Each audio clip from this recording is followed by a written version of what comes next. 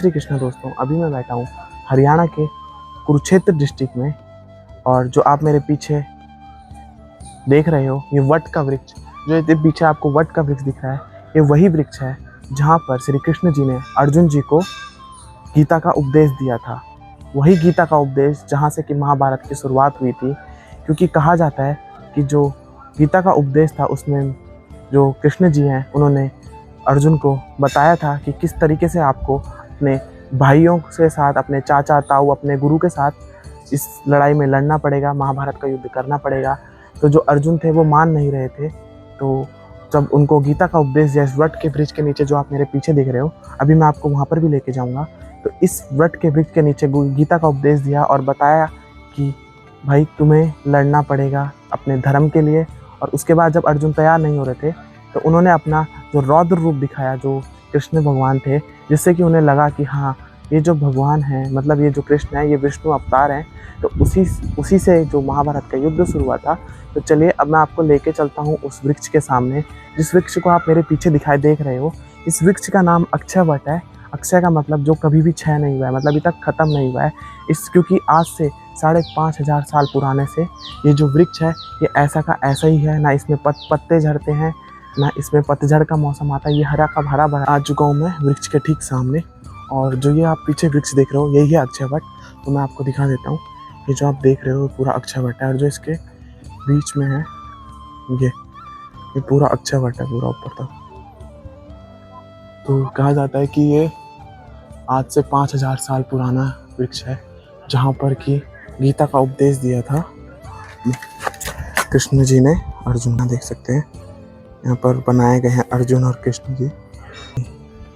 तो यहाँ पे बनाया गया है कृष्ण जी की मूर्ति भी लगाई गई है, और इसी वट के उपदेश दिया था। और यहाँ पे एक सुंदर सा चित्र भी बनाया गया है, मैं आपको ये दिखाता हूँ।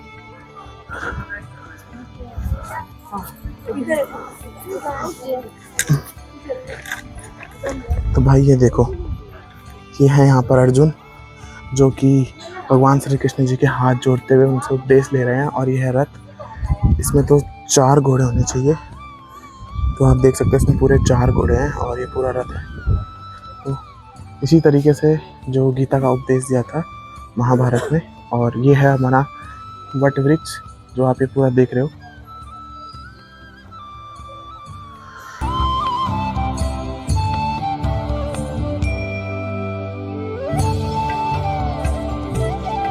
जैसा कि मैंने आपको दिखाया कि जहाँ पर भगवान ने गीता का उपदेश दिया था वो वट वृक्ष। तो भगवान में जब अर्जुन मना कर रहे थे कि मैं युद्ध नहीं लड़ूंगा, क्योंकि मेरे भाई हैं, मेरे गुरु जी हैं, मेरे चाचा ताऊ जी हैं, जिनके साथ मुझे युद्ध करना पड़ेगा। तो भगवान जी ने अपना जो रियल स्वरूप था, जो उनका रौद्र रूप था, वो दिखाया था। जो कि आप मेरे पीछे देख रहे हो, ये भगवान जी का रौद्र रूप है। चलिए मैं आपको वहाँ का भी दिखाता हूँ। वो पूरी जो यहाँ पर एक मूर्ति सी बनाई गई है, जो कि दर्शाता है कि भगवान जी ने जब अपना रौद्र रूप दिखाया था तो फिर जो अर्जुन थे वो धर्म के लिए लड़ने के लिए तैयार हो गए थे, और यहाँ से फिर महाभारत की शुरुआत हुई थी। तो चलिए मैं आपको वो वीडियो दिखाता हूँ।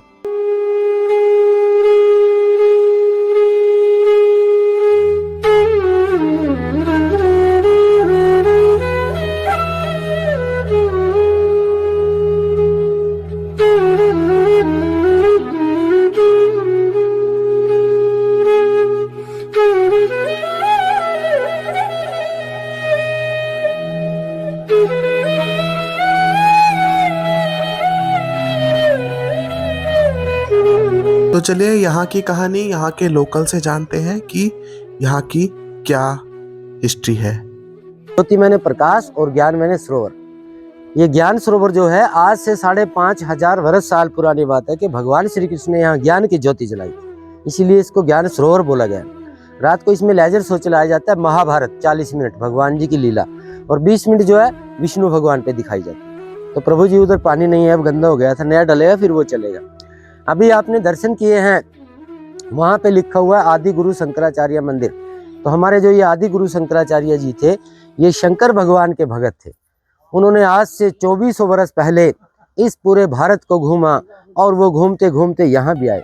तो उन्होंने यहाँ बैठ के मेडिटेशन किया, ध्यान किया, महसूस किया कि गीता जो गाई गई थी ठीक इसी स्थान पर गाई गई थी। और महाभारत का जो युद्ध लड़ा गया ये पूरे का पूरा 48 कोस एरिया में लड़ा गया। 48 कोस यानी 156 किलोमीटर माना जाता है, जिसमें हरियाणा के 5 जिले आते हैं सर।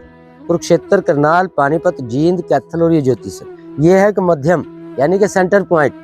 दोनों सेनाएं युद्ध के लिए प्रभु जी इसी स्थान पर खड़ी हुई थी आकर के, कौरव और पांडव दोनों। तो अर्जुन पांडव को अपना परिवार देख करके यहाँ मोह हो गया था कि मेरे चाचा, मेरे दादा, मेरे बंधु, मेरा परिवार खड़ा है, मैं मारूं तो किसको मारूं। माँ भीष्म पिताजी हैं, गुरु द्रोणाचार्य, गुरु कृपाचार्य जी खड़े, मैं किसको मारूं। उन्होंने, अर्जुन ने अपने जो शस्त्र थे यहीं पे रख दिए थे कि नहीं प्रभु, चाहे मुझे स्वर्ग राज ना मिले लेकिन मैं युद्ध नहीं करना चाहता। तो भगवान श्री कृष्ण ने अर्जुन को कहा कि पार्थ अर्जुन, तुम इनको मारो ना मारो, कौरवों को मारे तो ये सब जाएंगे, आप अमर नहीं हो, अमर तो मैं हूं और मैं ही रहूंगा। आज नारायणी सेना मैंने कौरवों को जरूर दे दी है, दुर्योधन को, लेकिन नारायण तो साक्षात आपके साथ है। ये अर्जुन पार्थ, मैं हस्तिनापुर गया, हस्तिनापुर जो है कौरव और पांडवों का गांव है। तो भगवान श्री कृष्ण ने दुर्योधन से वहां पांडवों के लिए 5 गांव मांगे थे कि मुझे 5 गांव मांगे दे दो, ये पांडव खा लेंगे मांग करके। पांडव जो थे द्रौपदी को भी हार चुके थे जुए में।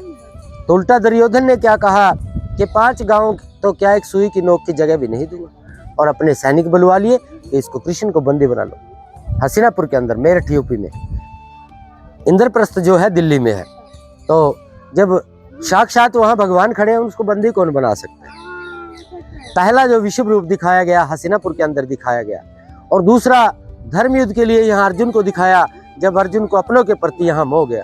तो भगवान ने 11वें अध्याय में, 18 अध्याय गीता के हैं प्रभु जी, 700 श्लोक है संस्कृत में।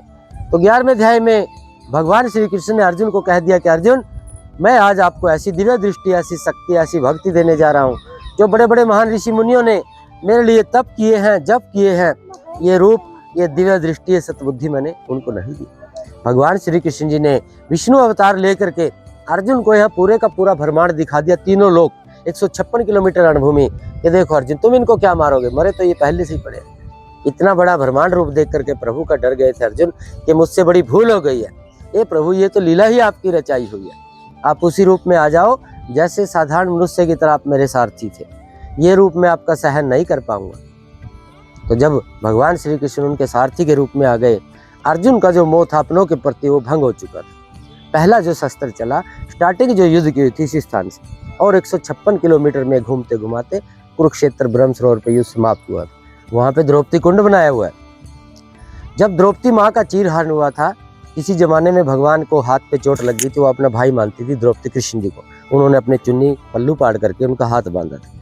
जब उनका चीरहरण किया तो भगवान को उन्होंने याद किया, तो भगवान प्रकट हो गए। तो द्रौपदी की जो लाज बचाई थी उन्होंने बचाई। तो द्रौपदी ने एक प्रतिज्ञा की थी कि हे दुशासन, जब तक तू नहीं मरेगा मैं अपने खुले केस रखूंगी, बाल तेरी छाती के ब्लड से धोऊंगी।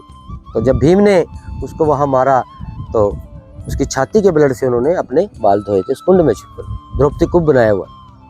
तो युद्ध वहां समाप्त हो गया था।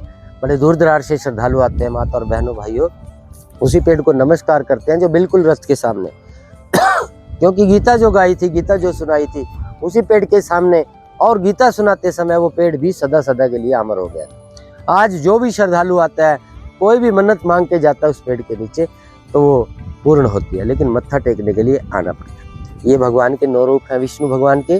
राजा बलि, सबसे पहले राजा बलि, नरसिम्हा जी, गणेश जी, शंकर भगवान, विष्णु जी, ब्रह्मा जी, और जो घोड़े वाला मुंह है वो हैग्रीव, हनुमान जी और भगवान परशुराम जी।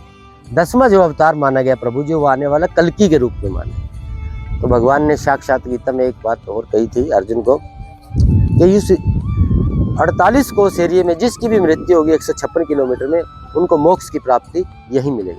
हमारे यहाँ किसी की डेथ हो जाती है ना, तो फूल बाहर नहीं लेके जाते, हरिद्वार नहीं जाते, 48 कोस एरिया वो चलते पानी में बहा देते। बामन स्थान के अंदर भी लिखा है, गंगे जले मुक्ति वारण स्थले, कुरुक्षेत्र तीर्था मुक्ति, अंतरिक्ष जले स्थले।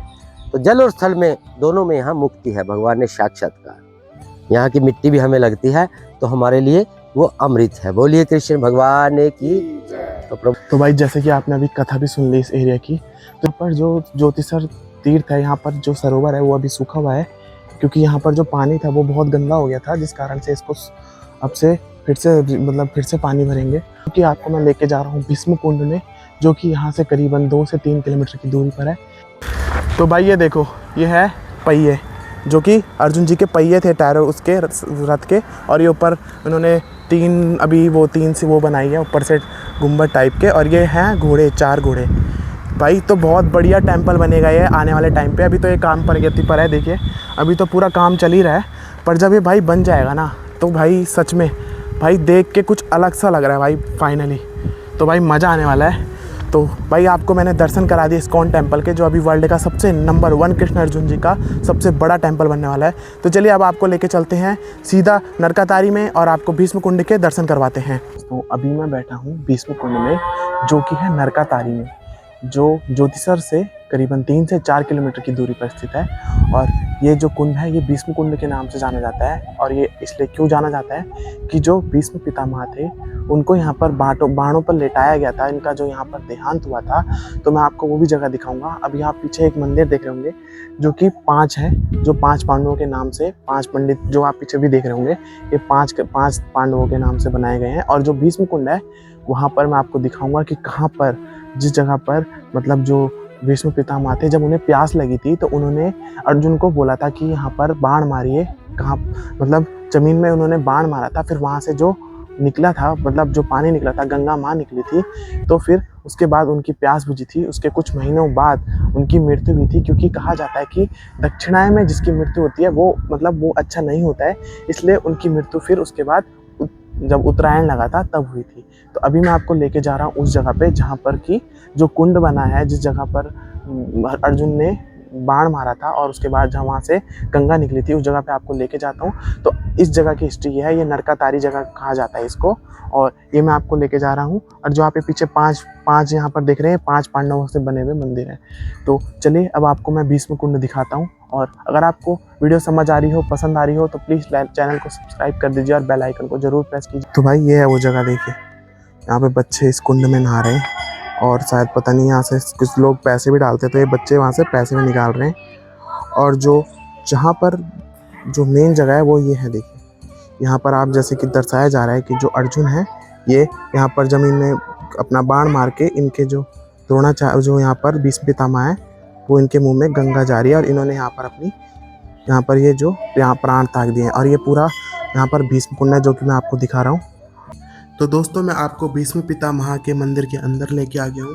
यहाँ पर गंगा जी की मूर्ति लगाई हुई है, और ये जो मंदिर का नज़ारा है अंदर से कुछ इस तरीके से है।